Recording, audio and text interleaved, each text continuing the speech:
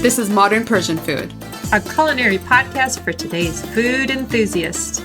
We talk about classic Persian flavors, modern recipes, and embracing culture and identity through food. I'm Bita. And I'm also Bita. Welcome to our show. Hi, friends. Welcome to episode 129. Today, we're joined by special guest Tara Omidvar, and we're going to be talking about halva. Tara's background includes photography and recipe development, both in Iran and in Canada. Currently, she's showcasing her culinary works of art made of sugar and saffron. She has a passion for using Persian ingredients in cooking and baking, and today we are really happy to be learning all about halva in Persian cuisine, including, hopefully, a walkthrough recipe. Hi, Tara June. Hi, Bita June. Thank you for inviting me. Our pleasure. We are also joined with my co-host, the other Bita June. Hi, honey. Hi there. How's it going, ladies? Very good. Hanging in there.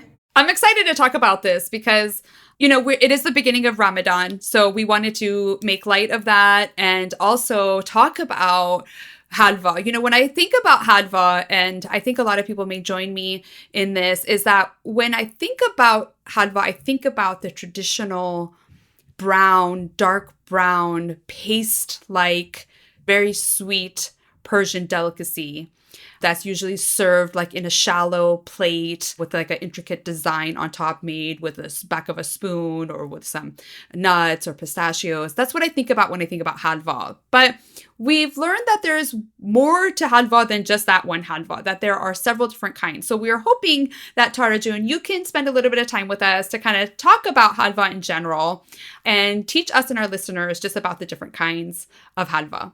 Yeah, for sure.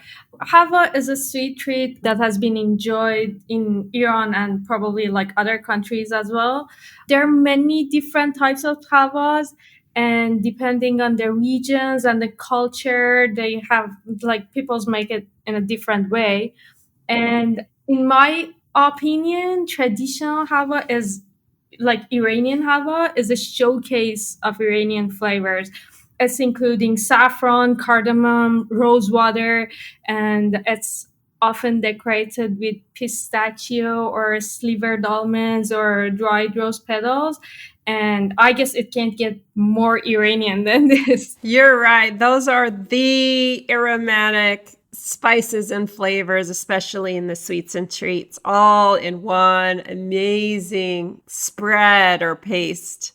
Yeah, so I think halva is a dessert that requires like lots of patience and care to make, from toasting the flour very slowly and like stirring it often to adding the simple syrup to the dry ingredients. I think it requires a lot of work, but it's definitely worth it for the delicious end results, I would say. When I think about stories of halva, or when I had seen it made previously, I hear that there's a lot of stirring. You have to like stir, and then usually it gets passed on. Everyone kind of takes a turn to stir it. I guess is that like to helps the consistency of it. But it definitely seems like a task that multiple people jump in on to help. Yeah, I have memories of being a little girl and having my grandmother, who we endearingly would call Maman Do. Do means two, so she was like a second mom to us. And she would be stirring the flour and butter is how she made it, and sugar and saffron and in the pan, and just stirring it until it magically became halva. And I loved it, especially when she made it. Yes, exactly. So I would say the most common Iranian halva is called the traditional one, and it's made of flour, sugar, I would say saffron, rose water, cardamom. I like to add the butter to the halva as well, along with the vegetable oil to give like that buttery flavor as well. But some people just use vegetable oil, and that's pretty fine too. As I found out, there are many types of halva havij or carrot halva. Not only in Iran, there are some in India as well. which has, I guess, milk in it, which it's not common in Iranian halva, not at all.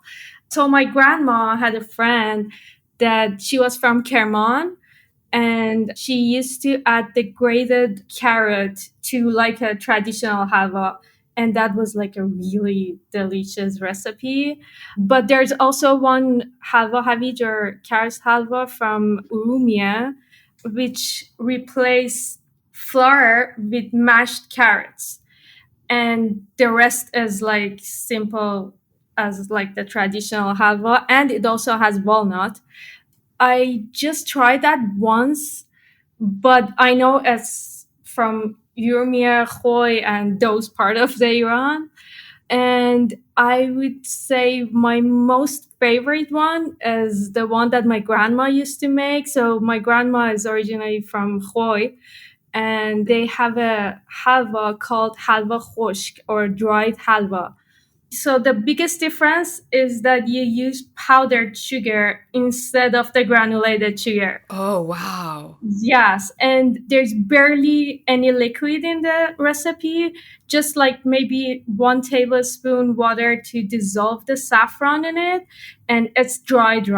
So how is that like presented? Is that like the same way that you spread it in a plate? No, okay, so that's my favorite part. So once as you finish the cooking, you just transfer it to like a deep tray. You press it down, and then once it's cool enough to handle, you spoon the halva to a serving plate. So I have photo of it. I will send it to you after our conversation. Yeah. It's probably like my most favorite halva. Wow, interesting. Is it kind of powdery? It is way more powdery than the regular halva, but it's not like that much dry that you can't eat it, you know? Yeah. Right. And the flavors are similar. Yes. The rest of the ingredients are pretty much the same. It has cardamom, sugar, like the powdered sugar and stuff. But yeah. Delicious. So that kind of reminds me of what we call halvarde. That's different from halvarde? It is different from that. It's less sweeter, I would say. Okay. And I say halvarde has sesame paste. Okay. But this doesn't have the sesame paste. So I think that when a lot of people hear halva, a lot of people associate Persian halva with that halvarde. So with the one with the sesame paste, and is more like in a block form that you kind of cut with like a knife, and it has big chunks of pistachio or other nuts in it. So that's what we call halvarde versus what we call halva. Tahini. Yeah, it's made with that's a tahini. Different flavor. Yeah. And very flaky, right? Yeah. Very flaky. Yes, you're right. Yeah. Those all sound really delicious. And I think that, is there another kind that you can make with like sweet potatoes or other kind of soft cooked vegetables? I think if you want to do the recipe developing, yes. Okay. Yes, for sure you can. I think there was one version with dates also, which you just replace the dates for sugar. I would say it's healthier, but it's still very sweet. I would say you can just play with halva recipe like in many different ways. Yeah. And I feel that's something that people say about halva. I feel like some people don't actually like halva too much because it is so sweet. But for me personally, I think it's very sweet, and I usually don't really want to have it. But once I have a bite, then I can't stop eating it. And every time I walk by, I'm like stuffing my face with like spoonfuls of halva because it's so good. It's nice with tea. It gives you energy, a little boost. Yes. And the carrot one, I just wanted to share quickly, Tarjun, I had it in Turkey about 12 some years ago, and we were on a boat, and it was carrot and chocolate and nuts, and it was just incredible. And they had, maybe because we were on a boat, but it was kind of like layered in tinfoil and warm. It was just incredible. We ordered a whole nother round of it, and I had tried to recreate it when we got back. But yeah, all over the world, I think in different parts of the world, they have their own different forms, and different parts of Iran, as you mentioned. Exactly. Yeah. And they're all delicious. They are so good. And from family to family and region to region. Yeah, absolutely. Thank you to our sponsors, Saffron. Saffron is so key to Persian cuisine, and that's why it's so easy for me to recommend Zaffros. Ever since I first tried it, it's been my go-to. I especially love the handy pods. It's powder already pre-measured, great for everyday cooking. I'm obsessed with the saffron honey. It tastes like candy and it's so good in a steaming cup of tea. And one of the things I love is that Zaffros has a story and a mission to support saffron farmers. You can order any of these products from Zaffrus.com, that's Zaffrus.com, or find Zaffrus on Amazon, US, or Canada. So before we kind of get into like a specific recipe, let's talk about like kind of the occasions where people eat halva. You mentioned as a dessert, and we kind of started talking about Ramadan. Yeah, so I would say halwa is a dessert that enjoyed throughout the year, but there are obviously special occasions as well.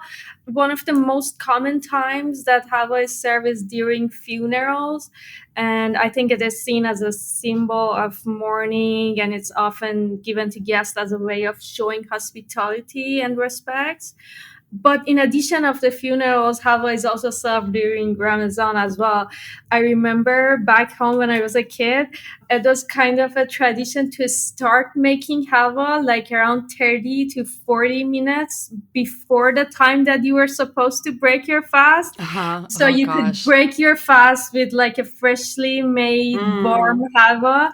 And as a kid, it was so cool to see how like grown-ups manage to get this timing right every time. Oh my gosh, yes. When there's a will, there's a way. Yes, exactly. So this was like my memory from my childhood about halwa. Like it's so cool. And you always have to give like a small place to your neighbors because once the smell is in building, it's something that you have to do. I love that. And it is a very shareable, beautiful dish to make because it can be really beautiful. And I've seen so many pretty like flower decorations just using a finger and a thumb and kind of share the sentiment and also to remember someone on sort of the anniversary of their passing. Yeah, and what I found is that when you kind of share the halva in those types of occasions, when people take a little bit of it or taste it, I think the tradition is that you send a prayer to the person who's passed away. It's like a remembrance. And I think in the case of Ramadan too, it's also gives you a lot of energy. So, if you're at a funeral and you're, mourning someone, you may need more energy. And also if you're fasting, the energy that you get from the halva can give you kind of strength after you're eating and things like that. So I think that plays a role in it as well. Yeah. Not to forget the mood-lifting properties of saffron and rose and medicinal properties. Yeah. Yes, absolutely. That's right.